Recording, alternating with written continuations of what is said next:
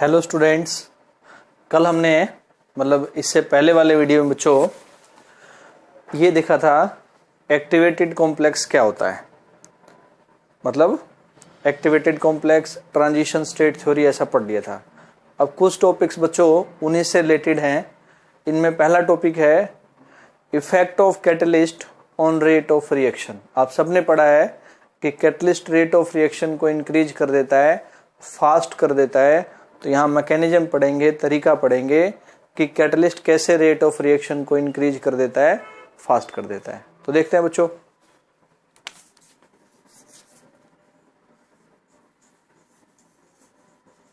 तो effect of catalyst on rate of reaction.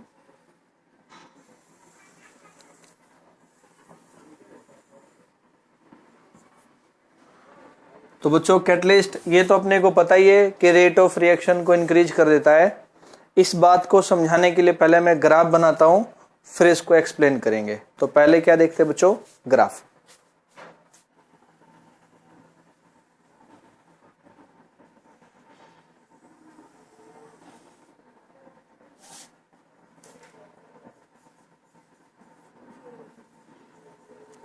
यहां नीचे वाले एक्सिस पे ले लिया बच्चों प्रोग्रेस ऑफ रिएक्शन, यानी रिएक्शन रिएक्टेंट से प्रोडक्ट की तरफ चल रही है, उसको बताओ एनर्जी ले लो या पोटेंशियल एनर्जी ले लो। ऐसा हम क्या लेते हैं बच्चों, रिएक्टेंट्स लेते हैं, उनकी अपनी एक एनर्जी होती है, पोटेंशियल एनर्जी होती है। और जैसे इनको क्या मिलेगी बच्चों, एक्टिवेशन एनर्जी। जैसे इन रिएक्टेंट्स को क्या मिलेगी बच्चों, एक्टिवेशन एनर्जी, ज्यादा एनर्जी मिलेगी। तो ये हाई एनर्जी वाला इंटरमीडिएट एक्टिवेटेड कॉम्प्लेक्स ऐसा कुछ बना देंगे। तो क्या बना देंगे ये यहाँ पे बच्चों, एक्टिवेटेड कॉम्प्लेक्स। ये पढ़ा था आपने कल। या ट्रांजिशन कंपाउंड बना देंगे, इंटरमीडिएट बना देंगे। एनर्जी वाले एक्सिस पे देखो ऐसे चलते हुए एनर्जी इंक्रीज हो रही है, तो एनर्जी सबसे ज्यादा है, पोटेंशियल एनर्जी ज्यादा है, अनस्टेबल है, ऐसा पढ़ा था हमने कल। तो ये बच्चों टूट करके आपका कम एनर्जी वाले किस में चेंज हो जाता है, प्रोडक्ट में चेंज हो जाता है। तो ऐसा बच्चों किसी भी रिएक्शन में एक नॉर्मल सा क्राइटेरिया है कि अगर रिएक्टेंट का प्रोडक्ट बनाना है तो रिएक्शन को इतना लंबा रास्ता ट्रेवल करना ही पड़ता है, करना ही पड़ेगा उसको। तो इस बात को बोलेंगे बच्चों, इतने रास्ते को हम क्या बोलेंगे, ये यहां से लेकर के यहां तक, इस पूरी कहानी को हम बोलेंगे पाथ ऑफ रिएक्शन।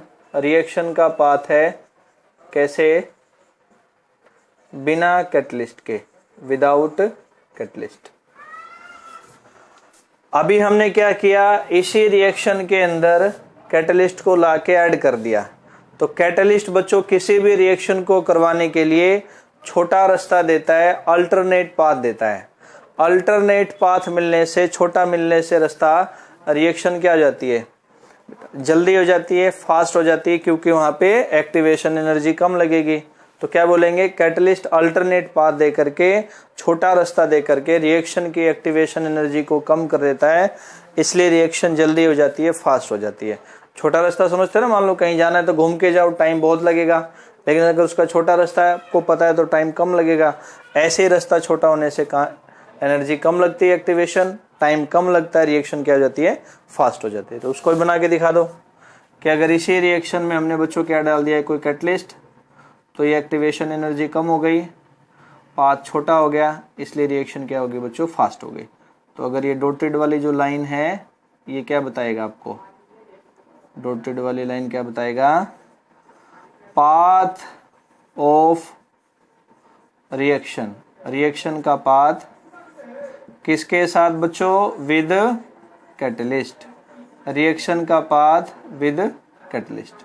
और वो पाथ आपको देखने में क्या लग रहा है, छोटा लग रहा है। इसी बात को बस यहाँ एक्सप्लेन करना है। तो करते हैं इसको explain. Catalyst increases the rate of reaction. Rate of reaction को क्या करता है, इंक्रीज करता है।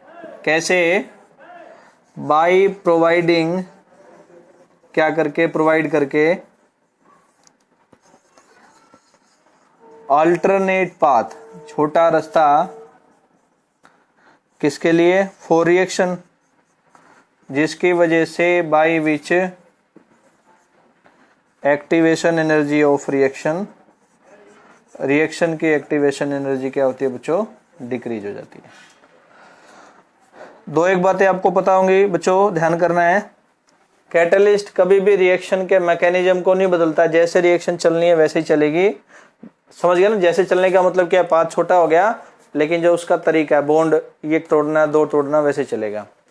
कैटलिस्ट क्या करता है, इक्विलिब्रियम कांस्टेंट पड़ा होगा अपने इक्विलिब्रियम की कंडीशन में, उसको भी कभी भी चेंज नहीं करता है। तो दोनों बातें लिख लेंगे वह नॉलेज के लिए कि catalyst does not change mechanism of reaction, reaction के मैकेनिज्म को नहीं चेंज करता है, एक बात। दूसरी बात क्या है बच्चों, catalyst does not change, change नहीं करता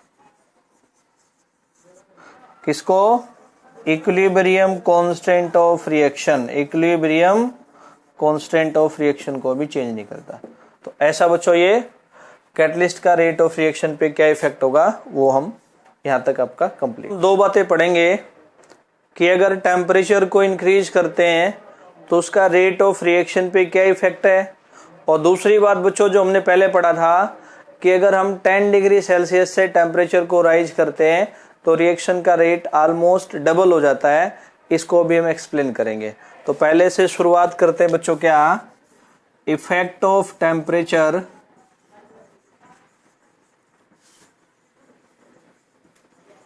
on rate of reaction.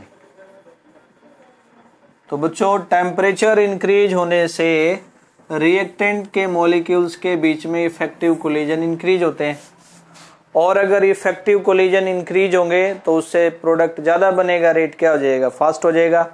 Temperature क्या देगा, मॉलिक्यूल्स को काइनेटिक एनर्जी देगा, और टेम्परेचर बढ़ाओगे तो एनर्जी और बढ़ेगी उसकी, उसमें थ्रेशोल्ड और जुड़ जाएगी, तो क्या होगा, वो तुरंत प्रोडक्ट में चेंज हो जाएगा। प्रोडक्ट में चेंज हो जाएगा मतलब इफेक्टिव हो जाएगा, और जितनी ज्यादा एनर्जी देंगे उतने मॉलिक्यूल प्रोडक्ट में चेंज हो गए, इसकी वजह से रेट क्या हो जाएगा, फास्ट हो जाएगा। तो क्या लिखेंगे, with increase in temperature, with increase in temperature number of effective collisions, number of effective collisions between molecules of reactant, क्या बोला मैंने, between molecules of reactant increases। इसलिए क्या होगा, रेट ऑफ रिएक्शन बच्चों इंक्रीज हो जाएगा। टेम्परेचर से इफेक्टिव कोलिजन क्यों इंक्रीज होगा, क्योंकि टेम्परेचर क्या करेगा, रिएक्टेंट्स मॉलिक्यूल को क्या प्रोवाइड करेगा बच्चों, threshold energy. With increase in temperature, temperature बढ़ने से तभी तो कोलिजन इफेक्टिव होगा। इंक्रीज इन टेम्परेचर क्या बोलेंगे, रिएक्टेंट मॉलिक्यूल्स, रिएक्टेंट के मॉलिक्यूल्स क्या करेंगे, गेट करेंगे, क्या बोलते हैं इसको, क्या मिलेगा उनको, थ्रेशोल्ड एनर्जी। अब बात कर लेते हैं बच्चों इसी में कि 10 डिग्री से अगर टेम्परेचर को राइज किया तो रेट कैसे डबल होता है, ग्राफिकली देखते हैं इस बात को। तो ऐसा बच्चों एक ग्राफ बनाया, ऊपर वाले एक्सिस पे ले लिया हमने फ्रैक्शन ऑफ मॉलिक्यूल्स, ऐसे नीचे से ऊपर चलते हुए इंक्रीज हो रहे हैं। फ्रैक्शन ऑफ मॉलिक्यूल्स का मतलब है बच्चों टोटल में से कितने मॉलिक्यूल्स का कोलिजन इफेक्टिव हुआ, यानी टोटल रिएक्टेंट के मॉलिक्यूल्स में से जिनका कोलिजन इफेक्टिव हो गया, ऊपर नीचे वाले एक्सिस पे इनकी एनर्जी। और ध्यान करना एनर्जी डायरेक्टली प्रोपोर्शनल होगी टेम्परेचर के, देखा आपने यहाँ पे। तो जैसे जैसे हम टेम्परेचर बढ़ाएंगे तो ऐसे फ्रैक्शन ऑफ मॉलिक्यूल बढ़ते जाएंगे जिनकी क्या है, एनर्जी इंक्रीज हो रही है। टेम्परेचर बढ़ाने से ऐसे फ्रैक्शन ऑफ मॉलिक्यूल इंक्रीज हो जाएंगे जिनकी एनर्जी इंक्रीज हो रही है, और ऐसे बेटा वो कम एनर्जी में कन्वर्ट होकर पहले हाई एनर्जी का एक्टिवेटेड कम एनर्जी वाला प्रोडक्ट बना देंगे। ये मान लिया बच्चों ये टेम्परेचर T1 डिग्री सेल्सियस पे इंटरमीडिएट बना। अब हमने टेम्परेचर को 10 डिग्री से राइज कर दिया तो वही इंटरमीडिएट बना, और फिर यहाँ करके इन्होंने आपका कम एनर्जी वाला क्या बना दिया, प्रोडक्ट बना दिया, ये T+10 डिग्री कर दिया। ठीक है, जैसे टेम्परेचर बढ़ाया रिएक्टेंट की क्या बढ़ी, एनर्जी बढ़ी, और ऐसे हाई एनर्जी वाले फ्रैक्शन ऑफ मॉलिक्यूल क्या हुए, इंक्रीज हुए। तो इंक्रीज का ग्राफ बनाया, इंटरमीडिएट बनाया, वो टूट करके प्रोडक्ट, T+10 पे वही बना, वो टूट करके प्रोडक्ट। तो क्या देखते बच्चों, जो एरिया एक T डिग्री सेल्सियस टेम्परेचर पे था फ्रैक्शन ऑफ मॉलिक्यूल्स को शो करने के लिए इफेक्टिव कोलिजन वाले को, T+10 करने पर वो फ्रैक्शन ऑफ मॉलिक्यूल जो कोलिजन करके प्रोडक्ट बनाते हैं जिनका कोलिजन इफेक्टिव होता है, वो मॉलिक्यूल क्या हो गए, लगभग डबल हो गए। मान लिया बच्चों पहले 50 मॉलिक्यूल प्रोडक्ट बना रहे थे, अभी 50 मॉलिक्यूल और जुड़ गए, ऐसे मॉलिक्यूल का फ्रैक्शन और जुड़ गया 50 का। तो पहले 50 का प्रोडक्ट बन रहा था, 50 का और बनेगा, इसलिए रेट क्या हो जाएगा, लगभग आपका डबल हो जाएगा। तो इसको लिखते हैं बच्चों, with 10 degree rise in temperature, 10 degree temperature बढ़ाने से number of molecules of reactant, molecules किसके, रिएक्टेंट के, number of molecules of reactant having equal या हैविंग एनर्जी किसके equal, equal to threshold energy. जिन मॉलिक्यूल्स की एनर्जी बच्चों किसके इक्वल है, थ्रेशोल्ड एनर्जी के इक्वल है, क्या हो गए, वो पहले से डबल हो गए। पहले इतने थे, लगभग उससे क्या हो गए बच्चों, डबल हो गए। Equal to threshold energy becomes almost double. तो अगर मॉलिक्यूल ही क्या हो गए, डबल हो गए रिएक्टेंट के, तो इसलिए क्या बोलेंगे बच्चों, rate of reaction also becomes, इसलिए रेट ऑफ रिएक्शन भी क्या हो जाता है बच्चों, डबल हो जाता है। आइए लाइन समझ। तो ये बताया क्यों इंक्रीज है, ये T+10 वाला बताया। एक छोटी सी बात और पढ़ लेते हैं बच्चों, यहाँ कहीं लिखा आ जाए इस तरह के रिएक्शंस में, इस तरह के कॉन्सेप्ट में, टेम्परेचर कोफिशिएंट। क्या बोला मैंने बच्चों, टेम्परेचर को। तो ये होता बच्चों rate constant eight T+10 degree Celsius temperature divided by rate constant eight T degree Celsius temperature. तो क्या बोला है, rate constant eight T+10 degree Celsius temperature upon में रेट कांस्टेंट एट ओनली आपका T डिग्री सेल्सियस टेम्परेचर। तो T+10 वाला rate constant ऊपर रखना है और T डिग्री सेल्सियस वाले से क्या करना है इसको। फिर बच्चों अगली बात भी टेम्परेचर की करते हैं कि जो टेम्परेचर होता है उसका रिएक्शन के रेट कांस्टेंट पे क्या इफेक्ट होता है। पढ़ा था ना कि K जो होगा वो टेम्परेचर पे डिपेंड करता है, कंसंट्रेशन पे नहीं करता है। तो T पे K कैसे डिपेंड करता है उसको देखते हैं। तो पढ़ेंगे बच्चों अभी, इफेक्ट ऑफ टेम्परेचर, टेम्परेचर का इफेक्ट किसके ऊपर, ऑन रेट कांस्टेंट के। रेट कांस्टेंट किसके ऊपर बच्चों, K के ऊपर। तो इसको एक्सप्लेन किया था आर्रेनियस नाम के साइंटिस्ट ने, इसलिए इस इफेक्ट को पढ़ेंगे हम आर्रेनियस इक्वेशन से। क्या बोलेंगे बच्चों, इसको कैसे एक्सप्लेन किया जाता है, it is explain by Arrhenius equation. और वो इक्वेशन क्या है, मैं लिखता हूं बच्चों एक बार, K equal to A multiplied by E की power minus EA upon RT। सारी वैल्यूज को लिख करके बताता हूं। K तो हो गया बच्चों, आप सब जानते हैं यहां पे रेट कांस्टेंट, ठीक है। A क्या बच्चों, एक्सपोनेंशियल फैक्टर से पहले है, तो इसको हम प्री एक्सपोनेंशियल फैक्टर भी बोलते हैं। और ये कोलिजन फ्रीक्वेंसी को शो करता है, number of collisions taking place per unit volume पर सेकेंड। क्या बोलेंगे? It is pre exponential factor. ये क्या हो गया बच्चों? एक तरह से प्री एक्सपोनेंशियल फैक्टर हो गया। आल्सो कॉल्ड, और क्या बोलते हैं इसको बच्चों हम? Collision frequency. हम इसको कोलिजन फ्रीक्वेंसी भी बोलते हैं। ए इसके बाद है, ये आपने सुना ही है, एक्सपोनेंशियल फैक्टर। लॉगरिथम की टर्म में किसी चीज को लिखना हो तो उसके लिए जो ई लगा देते हैं लॉगरिथम की टर्म में किसी चीज को लिखने के लिए, तो उसको बोलते हैं बच्चों एक्सपोनेंशियल फैक्टर। ई ए अलग से, ये भी सुना ही आपने, क्या बोलते हैं बच्चों इसको? Activation energy. और आर क्या है? Universal gas constant. R is universal gas constant. और बच्चों इसके एसआई सिस्टम में क्या वैल्यू होती है? 8.314 जूल पर केल्विन पर मोल।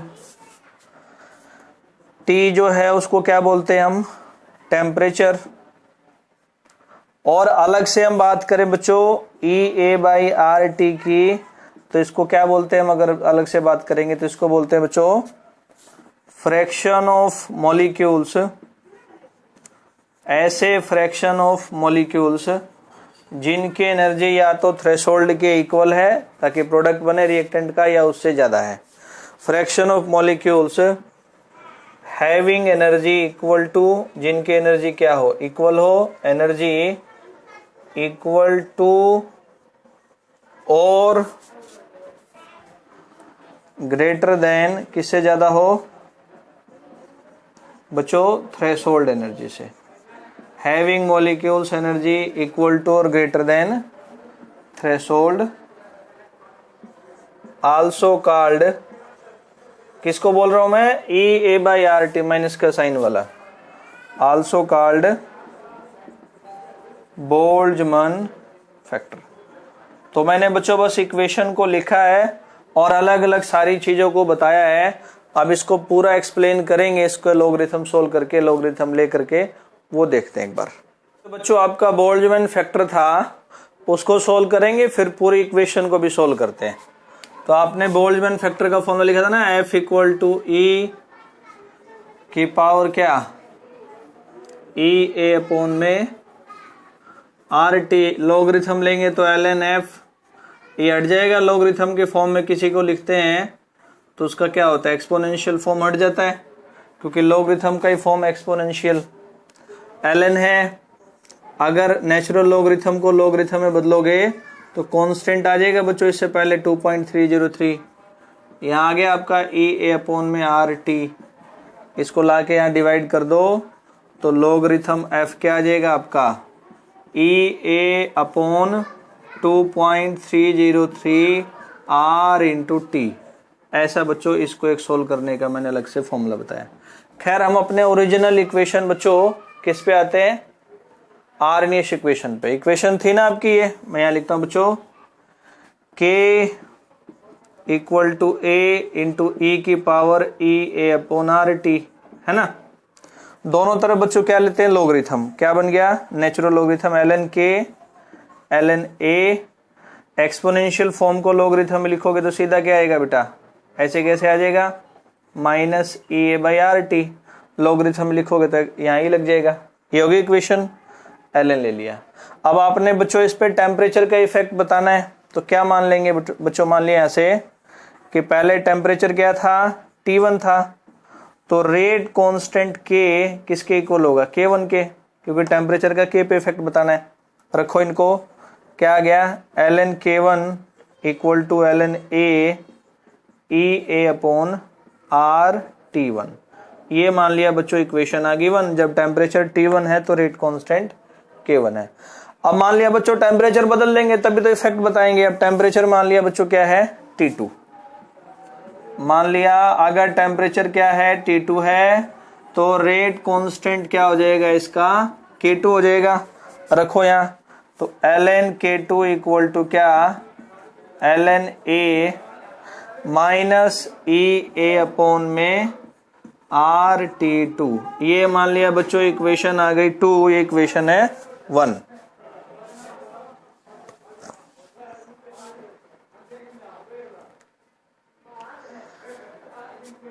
अब इक्वेशन 2 में से बच्चों क्या करो, 1 का सब्सट्रैक्शन करा दो। मैंने बोला है इक्वेशन 2 में से बच्चों 1 का सब्सट्रैक्शन कराओ। देखो राइट साइड में क्या है, ln K2, लेफ्ट में ln K2 minus ln K1, ln K2 minus ln K1। यहां अगर बात करेंगे बच्चों राइट साइड की, तो ln A से ln A कट जाएगा, खत्म। और क्या राइट साइड में इक्वेशन 2 के minus E A upon RT2। इसके क्या है बच्चों, राइट साइड में माइनस है, तो माइनस इसका और माइनस करेंगे तो माइनस माइनस क्या आ जाएगा, प्लस आ जाएगा E A अपॉन में RT1। ये लॉगरिथम बच्चों सब्सट्रैक्शन में है, तो आप सबको पता है कि जो लॉगरिथम सब्सट्रैक्शन में होता है उसको डिवाइड कर लेते हैं। तो ln K2 upon K1 equal to यहां से क्या कॉमन आ जाएगा दोनों में से, E A अपॉन में R, तो बचेगा क्या, माइनस 1/T2 प्लस 1/T1, ऐसा बचेगा। ln को सॉल्व करोगे तो यहाँ पे कांस्टेंट 2.303, लॉगरिथम बनाने के लिए K2/K1, E A अपॉन में R, इसको सोल्व करो बच्चों, एलसीएम लेके तो माइनस T1 प्लस T2, यानी कि T2 minus T1 upon T1 into T2। पहले बच्चों क्या किया, टेम्परेचर T1 रखा, K1 आ गया, टेम्परेचर T2 रखा, K2 आ गया। इक्वेशन 2 में से 1 का सब्सट्रैक्शन कराया, ये सब्सट्रैक्शन में था, डिवाइड में आ गया, ln को लॉगरिथम में बदला, यहां से E/R कॉमन।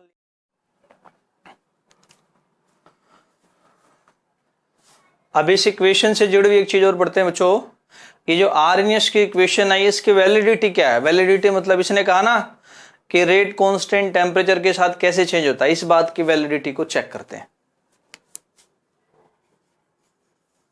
तो बोलेंगे बच्चों वैलिडिटी ऑफ आरएनएस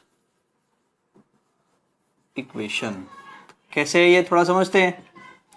जैसे मैं फॉर्मूला लिखता हूं लॉगरिथम की फॉर्म में आरएनएस इक्वेशन का, logarithm K equal to logarithm A minus E/A upon 2.303 R into T।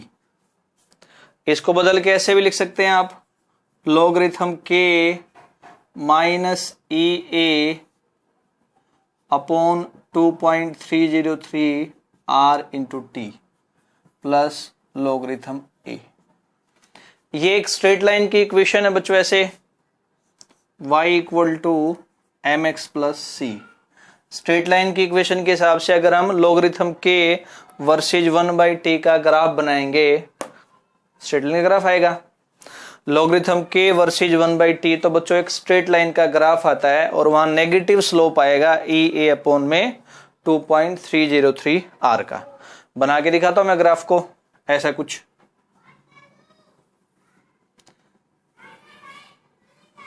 क्या बोला बच्चों मैंने, किसका ग्राफ बनाना है आपको, लॉगरिथम K वर्सेज ये रहा 1/t, तो आपका स्ट्रेट लाइन का ग्राफ आएगा ऐसे, और स्लोप मैंने पहले ही कहा बच्चों किसका आएगा, आपका नेगेटिव आएगा। ये देखो रहा E/A अपॉन 2.303 R। और अगर इंटरसेप्ट देखना हो यहाँ पे, तो लॉगरिथम A का क्या आएगा आपका, इधर से बच्चों इंटरसेप्ट आएगा। इंटरसेप्ट कितने का आ गया, लॉगरिथम A का। आया कुछ समझ। एक चीज और जोड़ देता हूं इसी के अंदर, मान लो बच्चों यहां से एक्टिवेशन एनर्जी फाइंड करनी हो आपने इसका यूज करते हुए, तो एक्टिवेशन एनर्जी क्या हो जाएगी, माइनस 2.303 R इंटू में क्या कर दो आप, स्लोप कर दो। तो ऐसे इसका यूज करके आप एक्टिवेशन एनर्जी भी फाइंड कर सकते हैं। अब बच्चों इस पे कुछ न्यूमेरिकल्स देखते हैं।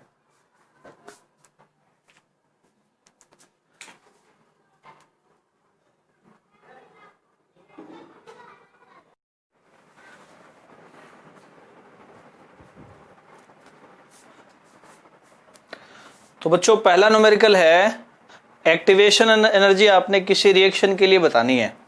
अगर रेट क्वाड्रपल्स यानी कि क्या हुआ बेटा, रेट 4 गुना हो गया। रेट क्या हुआ, 4 गुना हो गया। कब, जब टेम्परेचर 300 से लेके 320 केल्विन बढ़ाया गया। तो आपने इस बात को बताना है। रेट ठीक है, with rise in temperature 300 to 320, यानी अपने को इनिशियल टेम्परेचर पता है, बढ़ाने के बाद टेम्परेचर पता है, तो उससे रेट क्या हुआ, 4 गुना हो गया। तो एक्टिवेशन एनर्जी की क्या नीड होगी, ऐसा बताना है। पहले जो वैल्यूज गिवन उनको रखते हैं बच्चों।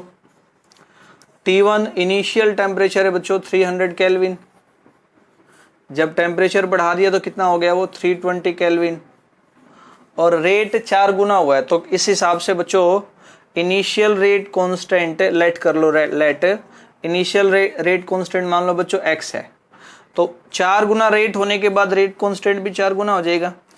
पढ़ाया था ना, rate constant tells about the rate of reaction, rate constant equal to rate of reaction.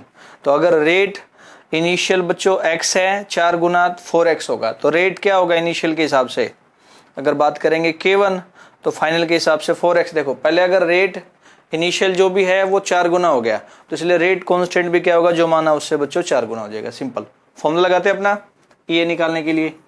तो Arrhenius equation logarithm K2 upon K1 EA upon में क्या बच्चों 2.303 R, इधर क्या आ जाएगा T2 minus T1 upon T1 into T2। बस आप सीधे सीधे आपको क्या चाहिए, EA चाहिए। तो बाकी सारा डाटा एक साइड कर लेंगे आप EA को फाइंड करने के लिए। तो EA की वैल्यू आ गई बच्चों, यहाँ से क्रॉस मल्टीप्लाई कर दो, लॉगरिथम K2 अपॉन K1, इधर आ गया ये 2.303 R, ये ऊपर चला जाएगा T1 इधर into T2 upon T2 minus T1। जो जो वैल्यूज पता उनको पुट करते रहते हैं हम। लॉगरिथम K2 क्या बच्चों 4x है, K1 क्या है ओनली x है, x से x कट जाएगा, लॉगरिथम 4 की वैल्यू रख देंगे यहाँ, plus sorry multiply 2.303 R 8.314, T1 कितना है 300, T2 कितना बच्चों 320 केल्विन, फिर क्या है T2 माइनस T1 क्या आएगा 20 केल्विन। इस कैलकुलेशन को सोल्व कर लेंगे तो यहाँ से एक्टिवेशन एनर्जी की क्या आ जाएगी बच्चों, वैल्यू आ जाएगी। टेम्परेचर क्योंकि जूल में है, सॉरी केल्विन में है, इसलिए एक्टिवेशन एनर्जी किस में आएगी, जूल में आएगी। ये पहला न्यूमेरिकल, ठीक है। दूसरा बच्चों स्टेटमेंट पढ़ते हैं एक बार, क्या बोले, क्या लिखा हुआ इसमें, एक्टिवेशन एनर्जी है रिएक्शन के लिए 44 किलो जूल पर मोल। इसमें आपको एक्टिवेशन एनर्जी गिवन है 30 डिग्री सेल्सियस पे रेट कांस्टेंट है 0.0012 सेकेंड इनवर्स। 30 डिग्री सेल्सियस पे आपको रेट कांस्टेंट पता है, तो 40 डिग्री सेल्सियस पे बताना है। यानी कि टेम्परेचर T1 का रेट कांस्टेंट K1 पता है, टेम्परेचर T2 पे रेट कांस्टेंट K2 कितना होगा आपको बताना है। स्टार्ट करते हैं। एक्टिवेशन एनर्जी की वैल्यू है बच्चों यहाँ से 44 किलो जूल पर मोल। जो जो पता हो तो लिखिए पहले। टेम्परेचर क्या है, शुरू में T1 है, देखिए बच्चों ये किलो जूल में है तो ये टेम्परेचर आप सेल्सियस में चलने दे, नो प्रॉब्लम। इस पे रेट कांस्टेंट कितना है 0.0012 सेकेंड इनवर्स, ठीक हो गया। जब टेम्परेचर कितना है T2 40 डिग्री, तो रेट कांस्टेंट K2 अपने को फाइंड करना है, ठीक है। डायरेक्ट फॉर्मूला लगाते हैं इस पे, सिंपल है बिल्कुल।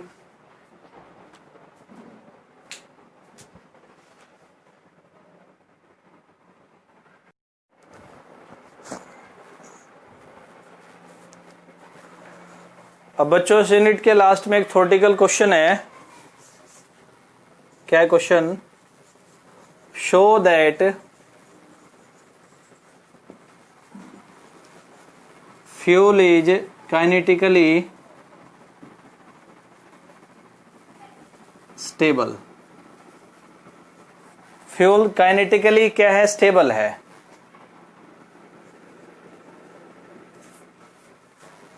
बट थर्मोडायनेमिकली यानी कि एनर्जी चेंज के हिसाब से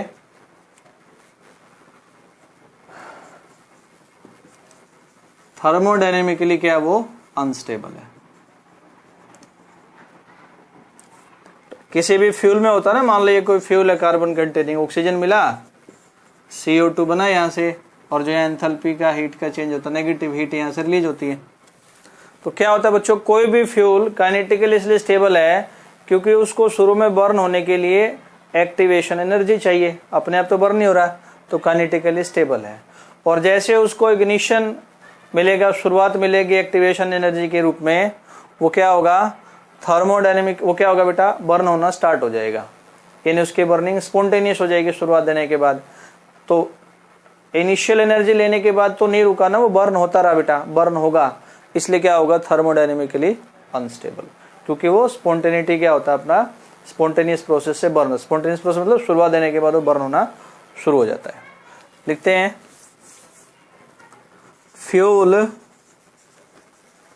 does not burn itself, there is need of activation energy. इसलिए क्या बेटा ये, सो इट इज काइनेटिकली क्या है वो स्टेबल है, बट अपॉन इग्निशन, शुरुआत मिलने के बाद,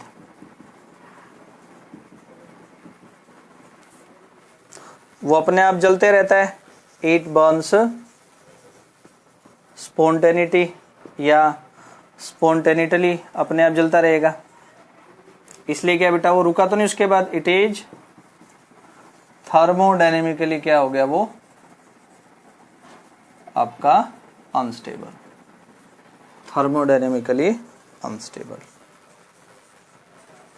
तो बच्चों इसके साथ यूनिट आपकी कंप्लीट।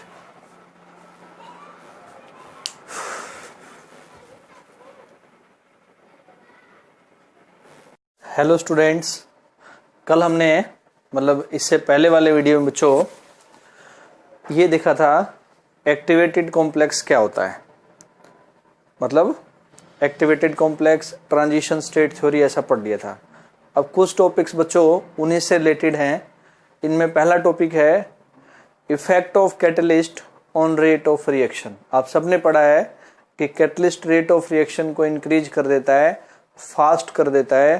तो यहाँ मैकेनिज्म पढ़ेंगे, तरीका पढ़ेंगे कि कैटलिस्ट कैसे रेट ऑफ रिएक्शन को इंक्रीज कर देता है, फास्ट कर देता है। तो देखते हैं बच्चों।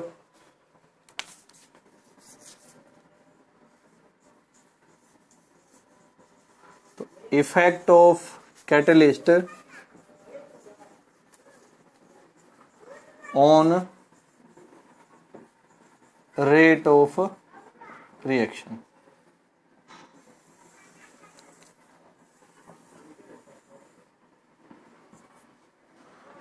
तो बच्चों कैटलिस्ट ये तो अपने को पता ही है कि रेट ऑफ रिएक्शन को इंक्रीज कर देता है। इस बात को समझाने के लिए पहले मैं ग्राफ बनाता हूं, फिर इसको एक्सप्लेन करेंगे। तो पहले क्या देखते हैं बच्चों, ग्राफ।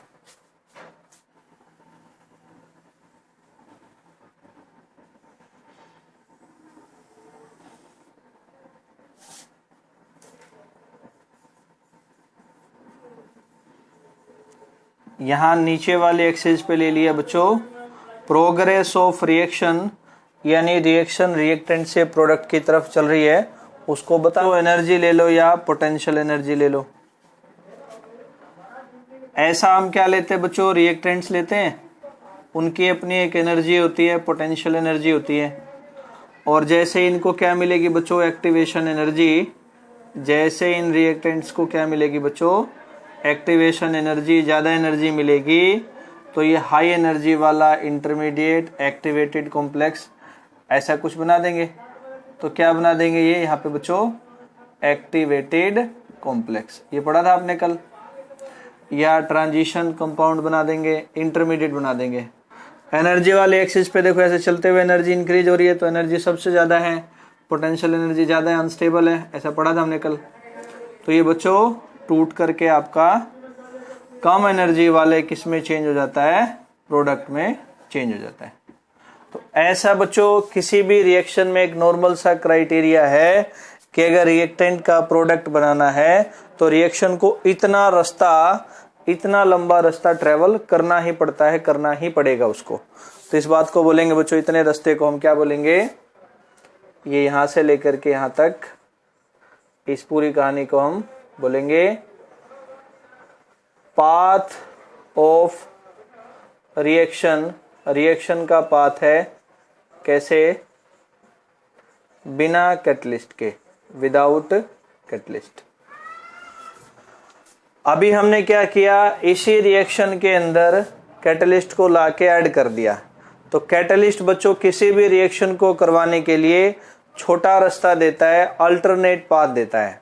अल्टरनेट पाथ मिलने से, छोटा मिलने से रास्ता, रिएक्शन क्या हो जाती है, जल्दी हो जाती है, फास्ट हो जाती है, क्योंकि वहां पे एक्टिवेशन एनर्जी कम लगेगी। तो क्या बोलेंगे, कैटलिस्ट अल्टरनेट पाथ दे करके, छोटा रास्ता दे करके रिएक्शन की एक्टिवेशन एनर्जी को कम कर देता है, इसलिए रिएक्शन जल्दी हो जाती है, फास्ट हो जाती है। छोटा रास्ता समझते हैं ना, मान लो कहीं जाना है तो घूम के जाओ, टाइम बहुत लगेगा, लेकिन अगर उसका छोटा रास्ता है, आपको पता है, तो टाइम कम लगेगा। ऐसे ही रास्ता छोटा होने से एनर्जी कम लगती है, एक्टिवेशन टाइम कम लगता है, रिएक्शन क्या हो जाती है, फास्ट हो जाती है। तो उसको भी बना के दिखा दो कि अगर इसी रिएक्शन में हमने बच्चों क्या डाल दिया है, कोई कैटलिस्ट, तो ये एक्टिवेशन एनर्जी कम हो गई, पाथ छोटा हो गया, इसलिए रिएक्शन क्या होगी बच्चों, फास्ट हो गई। तो अगर ये डॉटेड वाली जो लाइन है, ये क्या बताएगा आपको, डॉटेड वाली लाइन क्या बताएगा, पाथ ऑफ रिएक्शन। रिएक्शन का पाथ किसके साथ बच्चों, विद कैटलिस्ट। रिएक्शन का पाथ विद कैटलिस्ट, और वो पाथ आपको देखने में क्या लग रहा है, छोटा लग रहा है। इसी बात को बस यहाँ एक्सप्लेन करना है, तो करते हैं इसको explain. Catalyst increases the rate of reaction. Rate of reaction को क्या करता है, इंक्रीज करता है।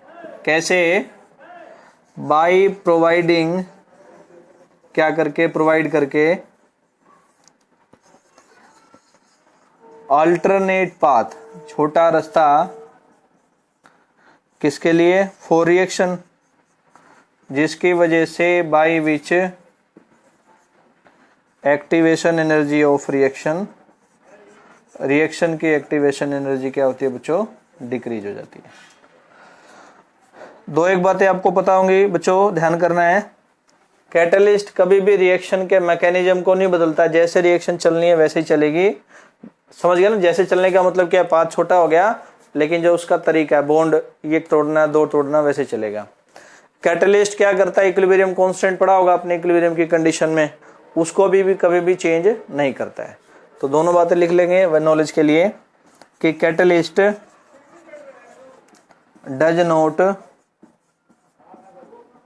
चेंज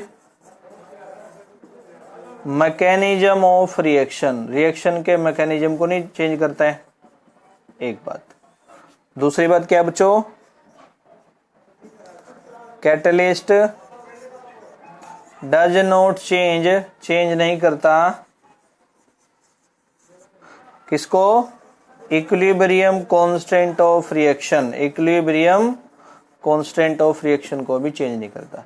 तो ऐसा बच्चों ये कैटलिस्ट का रेट ऑफ रिएक्शन पे क्या इफेक्ट होगा, वो हम यहां तक आपका कंप्लीट। दो बातें पढ़ेंगे कि अगर टेम्परेचर को इंक्रीज करते हैं तो उसका रेट ऑफ रिएक्शन पे क्या इफेक्ट है, और दूसरी बात बच्चों जो हमने पहले पढ़ा था कि अगर हम 10 डिग्री सेल्सियस से टेम्परेचर को राइज करते हैं तो रिएक्शन का रेट ऑलमोस्ट डबल हो जाता है, इसको भी हम एक्सप्लेन करेंगे।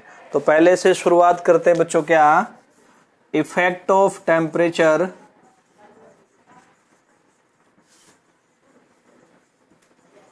On rate of reaction. तो बच्चों टेम्परेचर इंक्रीज होने से रिएक्टेंट के मॉलिक्यूल्स के बीच में इफेक्टिव कोलिजन इंक्रीज होते हैं, और अगर इफेक्टिव कोलिजन इंक्रीज होंगे तो उससे प्रोडक्ट ज्यादा बनेगा, रेट क्या हो जाएगा, फास्ट हो जाएगा। टेम्परेचर क्या देगा, मॉलिक्यूल्स को काइनेटिक एनर्जी देगा, और टेम्परेचर बढ़ाओगे तो एनर्जी और बढ़ेगी उसकी, उसमें थ्रेशोल्ड और जुड़ जाएगी, तो क्या होगा, वो तुरंत प्रोडक्ट में चेंज हो जाएगा। प्रोडक्ट में चेंज हो जाएगा, मतलब इफेक्टिव हो जाएगा। और जितनी ज्यादा एनर्जी देंगे उतने मॉलिक्यूल प्रोडक्ट में चेंज हो गए, इसकी वजह से रेट क्या हो जाएगा, फास्ट हो जाएगा। तो क्या लिखेंगे, with increase in temperature, with increase in temperature number of effective collisions, number of effective collisions between molecules of reactant, क्या बोला मैंने, between molecules of reactant increases. इसलिए क्या होगा, रेट ऑफ रिएक्शन बच्चों इंक्रीज हो जाएगा। टेम्परेचर से इफेक्टिव कोलिजन क्यों इंक्रीज होगा, क्योंकि टेम्परेचर क्या करेगा, रिएक्टेंट्स मॉलिक्यूल को क्या प्रोवाइड करेगा बच्चों, threshold energy. With increase in temperature, temperature बढ़ने से तभी तो कोलिजन इफेक्टिव होगा। इंक्रीज इन टेम्परेचर क्या बोलेंगे, रिएक्टेंट मॉलिक्यूल्स, रिएक्टेंट के मॉलिक्यूल्स क्या करेंगे, गेट करेंगे, क्या बोलते हैं इसको, क्या मिलेगा उनको, थ्रेशोल्ड एनर्जी। अब बात कर लेते हैं बच्चों इसी में कि 10 डिग्री से अगर टेम्परेचर को राइज किया तो रेट कैसे डबल होता है। ग्राफिकली देखते हैं इस बात को। तो ऐसा बच्चों एक ग्राफ बनाया,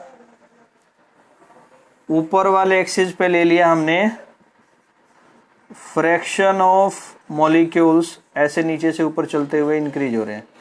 फ्रैक्शन ऑफ मॉलिक्यूल्स का मतलब है बच्चों टोटल में से कितने मॉलिक्यूल्स का कोलिजन इफेक्टिव हुआ, यानी टोटल रिएक्टेंट के मॉलिक्यूल्स में से जिनका कोलिजन इफेक्टिव हो गया, ऊपर नीचे वाले एक्सिस पे इनकी एनर्जी। और ध्यान करना है एनर्जी डायरेक्टली प्रोपोर्शनल होगी टेम्परेचर के, देखा आपने यहाँ पे। तो जैसे जैसे हम टेम्परेचर बढ़ाएंगे तो ऐसे फ्रैक्शन ऑफ मॉलिक्यूल बढ़ते जाएंगे जिनकी क्या है, एनर्जी इंक्रीज हो रही है।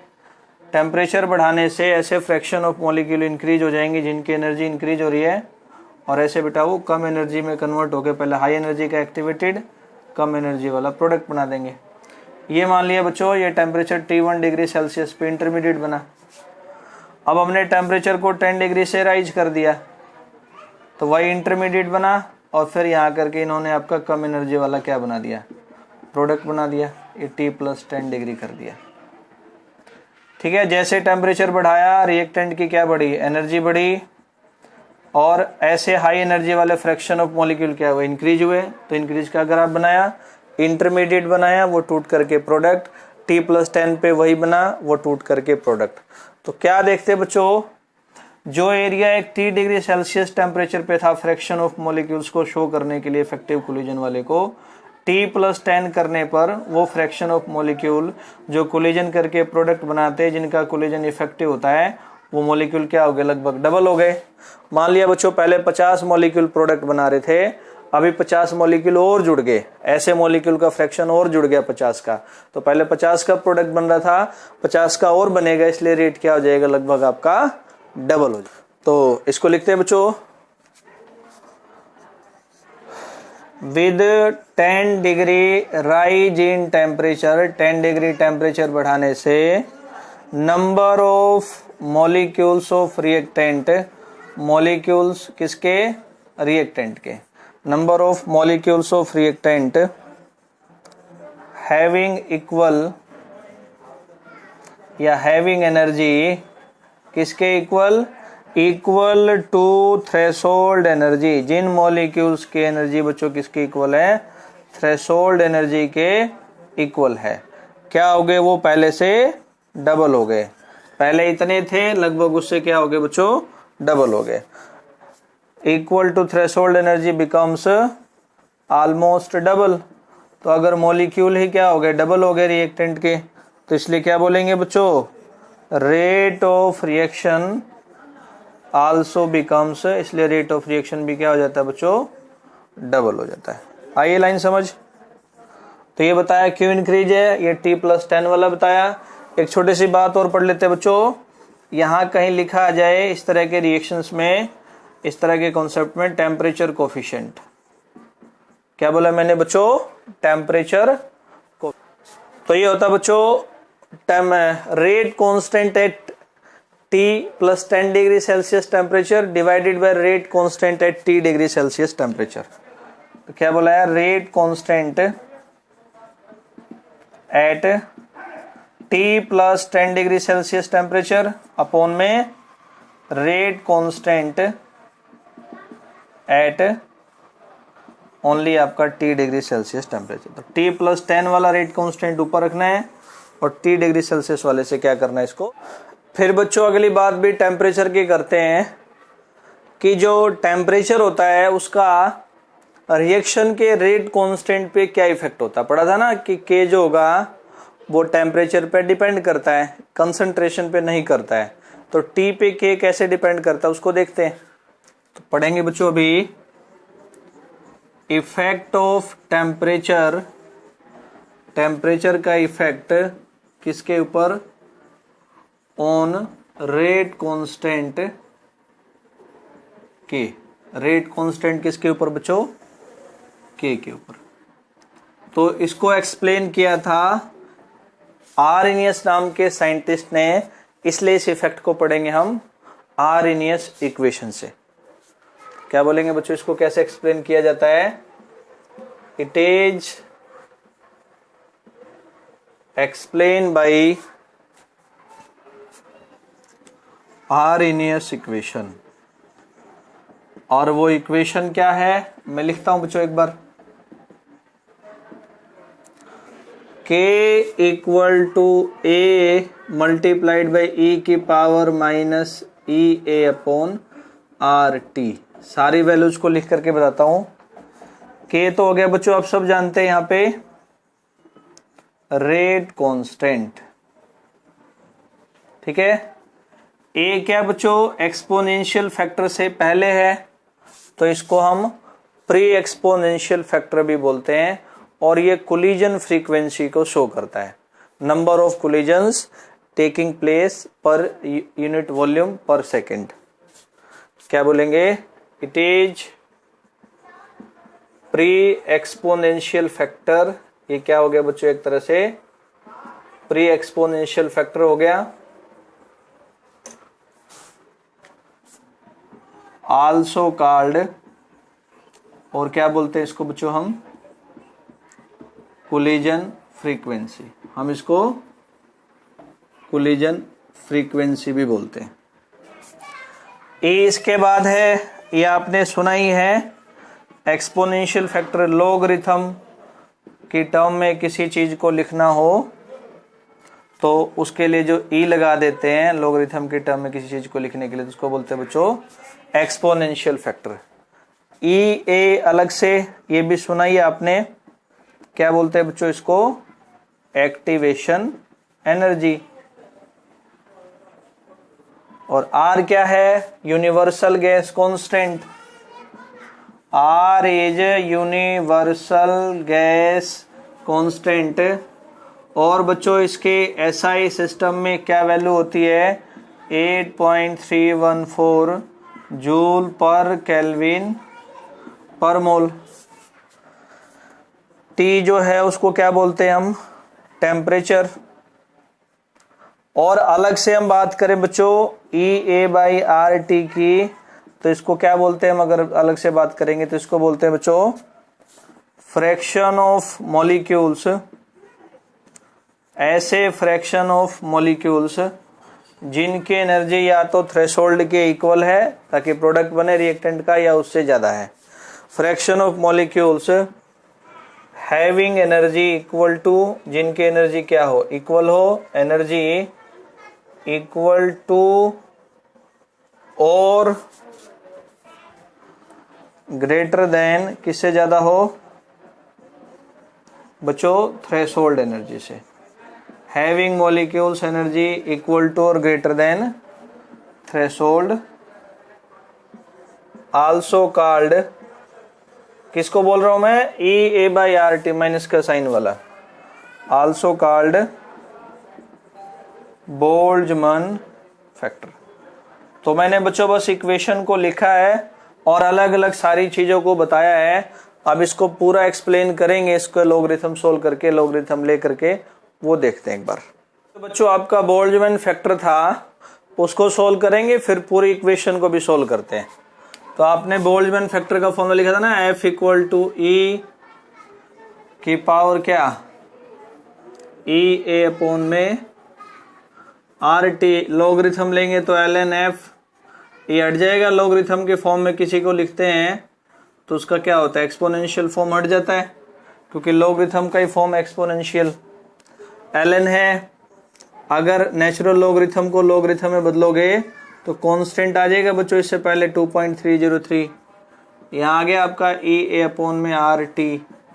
इसको लाके यहाँ डिवाइड कर दो तो लॉगरिथम एफ क्या आ जाएगा आपका, ई A upon 2.303 R into T.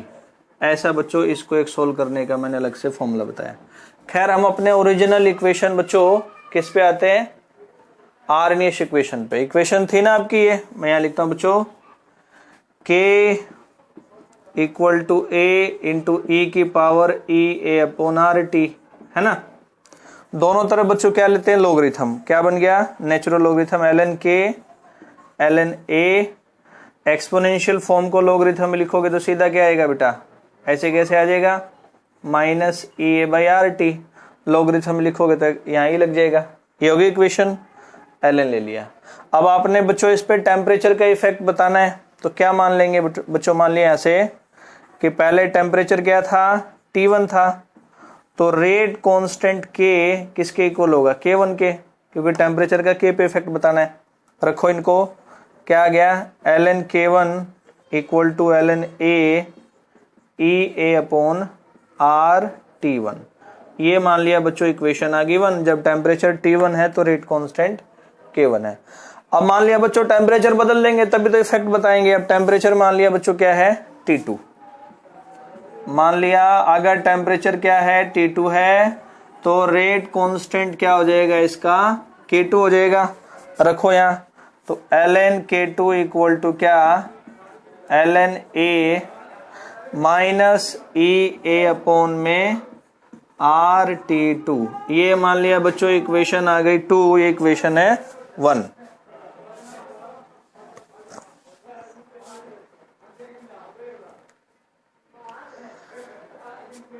अब इक्वेशन 2 में से बच्चों क्या करो, 1 का सब्सट्रैक्शन करा दो। मैंने बोला है इक्वेशन 2 में से बच्चों 1 का सब्सट्रैक्शन कराओ। देखो राइट साइड में क्या है, ln K2, लेफ्ट में ln K2 minus ln K1, ln K2 minus ln K1। यहां अगर बात करेंगे बच्चों राइट साइड की, तो ln A से ln A कट जाएगा, खत्म। और क्या राइट साइड में इक्वेशन 2 के minus E A upon R T2। इसके क्या है बच्चों, राइट साइड में माइनस है, तो माइनस इसका और माइनस करेंगे तो माइनस माइनस क्या आ जाएगा, प्लस आ जाएगा, ई ए अपॉन में आर T1। ये लॉगरिथम बच्चों सब्सट्रैक्शन में है, तो आप सबको पता है कि जो लॉगरिथम सब्सट्रैक्शन में होता है उसको डिवाइड कर लेते हैं। तो ln K2 upon K1 equal to, यहां से क्या कॉमन आ जाएगा दोनों में से, ई ए अपॉन में आर, तो बचेगा क्या, माइनस 1/T2 प्लस 1/T1, ऐसा बचेगा। ln को सोल्व करोगे तो यहाँ पे कांस्टेंट 2.303, लॉगरिथम बनाने के लिए K2/K1, ई ए अपॉन में आर, इसको सोल्व करो बच्चों, एलसीएम लेके तो माइनस T1 प्लस T2, यानी कि T2 minus T1 upon T1 into T2। पहले बच्चों क्या किया, टेम्परेचर T1 रखा, K1 आ गया, टेम्परेचर T2 रखा, K2 आ गया। इक्वेशन 2 में से 1 का सब्सट्रैक्शन कराया, ये सब्सट्रैक्शन में था, डिवाइड में आ गया, ln को लॉगरिथम में बदला, यहाँ से e बाई आर कॉमन। अब इस इक्वेशन से जुड़ी हुई एक चीज और पढ़ते हैं बच्चों, ये जो आर्नियस की इक्वेशन आई, इसकी वैलिडिटी क्या है। वैलिडिटी मतलब इसने कहा ना कि रेट कांस्टेंट टेम्परेचर के साथ कैसे चेंज होता है, इस बात की वैलिडिटी को चेक करते हैं। तो बोलेंगे बच्चों वैलिडिटी ऑफ आर्नियस इक्वेशन कैसे है, ये थोड़ा समझते हैं। जैसे मैं फॉर्मूला लिखता हूं लॉगरिथम की फॉर्म में आर इन इस इक्वेशन का, logarithm K equal to logarithm A minus E A upon 2.303 R into T. इसको बदल के ऐसे भी लिख सकते हैं आप, लॉगरिथम के minus E A upon 2.303 R into T plus logarithm A. ये एक स्ट्रेट लाइन की इक्वेशन है बच्चों। ऐसे y equal to M X plus C, straight line की इक्वेशन के हिसाब से अगर हम लॉगरिथम के वर्सेज 1/t का ग्राफ बनाएंगे, स्ट्रेट लाइन का ग्राफ आएगा, लॉगरिथम के वर्सेज 1/t, तो बच्चों एक स्ट्रेट लाइन का ग्राफ आता है और वहां नेगेटिव स्लोप आएगा ई ए अपॉन में 2.303 आर का। बना के दिखाता हूं मैं ग्राफ को, ऐसा कुछ।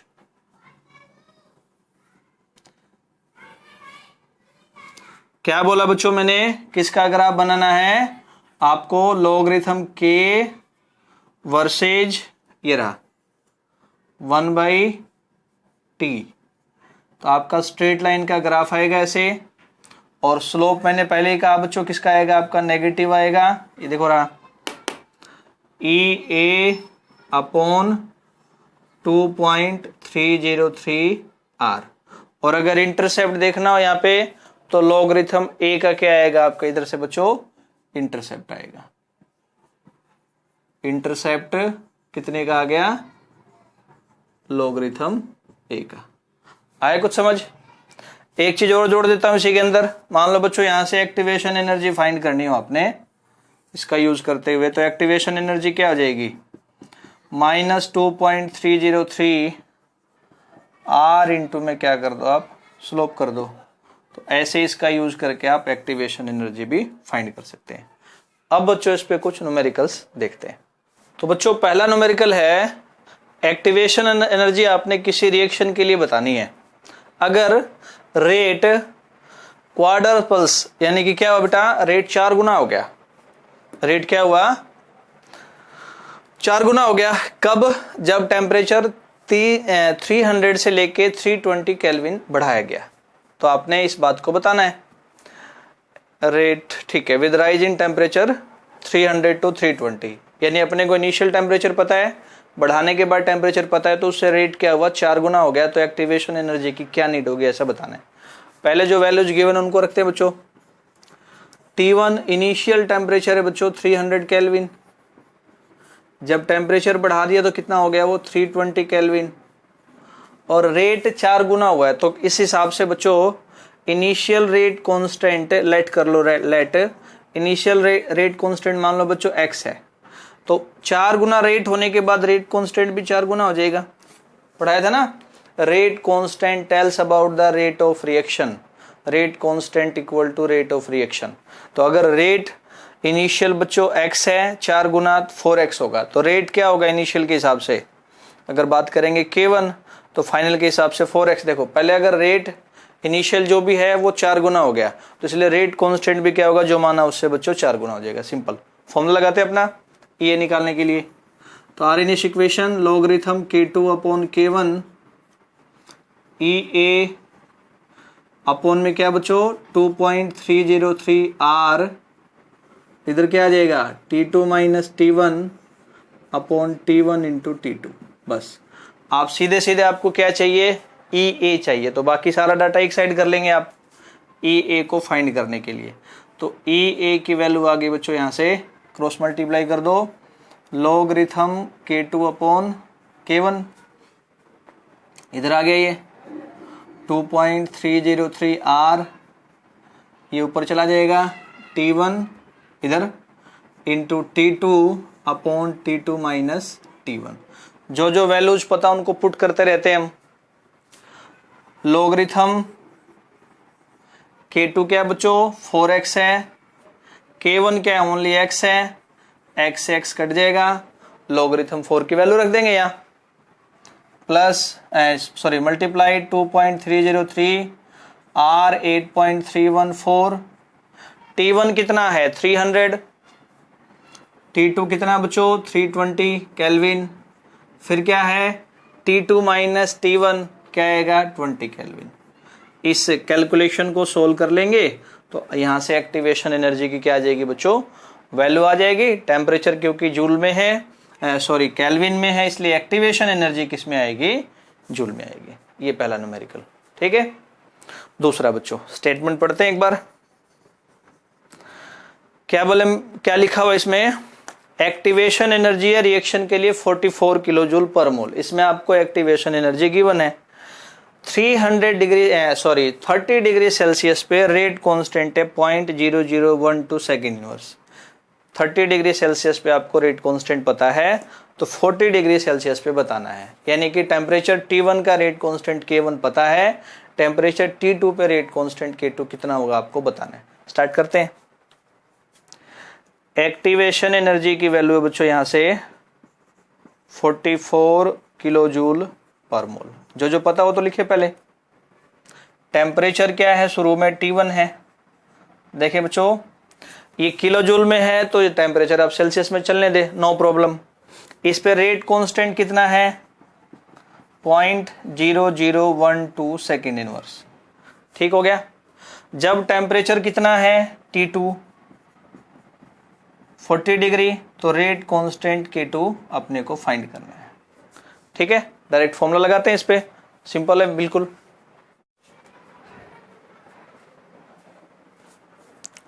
तो बच्चों लगाते हैं आरएनएस इक्वेशन को। लॉगरिथम K2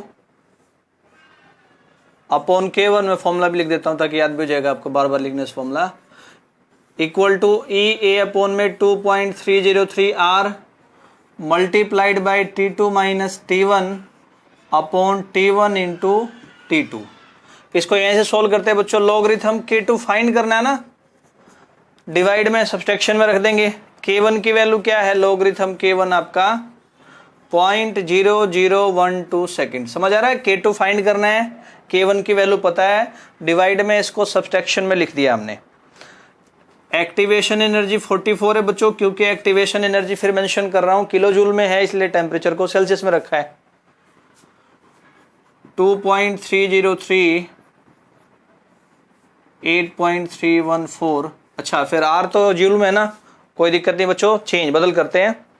एनर्जी को भी बदलो जूल में और टेम्परेचर को भी केल्विन में लेना है, क्योंकि ये बच्चों आपका जूल में है, यहां बदल देते कोई प्रॉब्लम नहीं।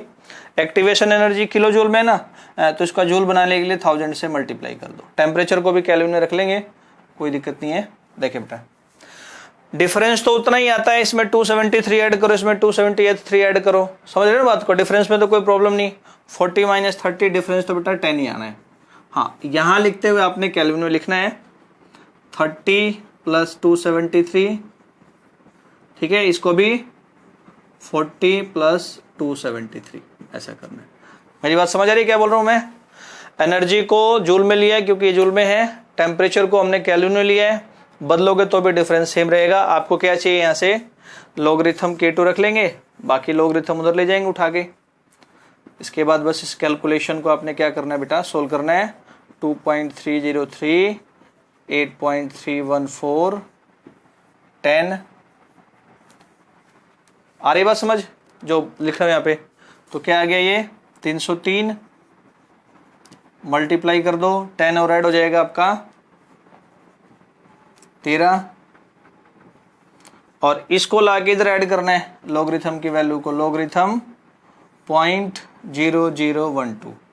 यहां से K2 चाहिए ना बच्चों, ये बात समझने वाली है। तो लॉगरिथम भी सोल्व करना पड़ेगा, हटाना पड़ेगा क्योंकि सिर्फ K2 चाहिए। तो लॉगरिथम को भी K2 के साथ जो है उसको दूसरी साइड शिफ्ट करेंगे। जब भी बच्चों याद रखना है मैथमेटिकल कैलकुलेशन में, फिजिक्स केमिस्ट्री में कहीं भी लॉगरिथम जब दूसरी साइड जाता है तो बच्चों एंटी लॉगरिथम में चेंज होगा।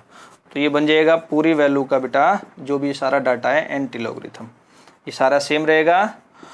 44,000 2.303 इंटू 8.314, इधर बाकी आपका 10, 303 मल्टीप्लाई बाय 313 प्लस लॉगरिथम 0.0012।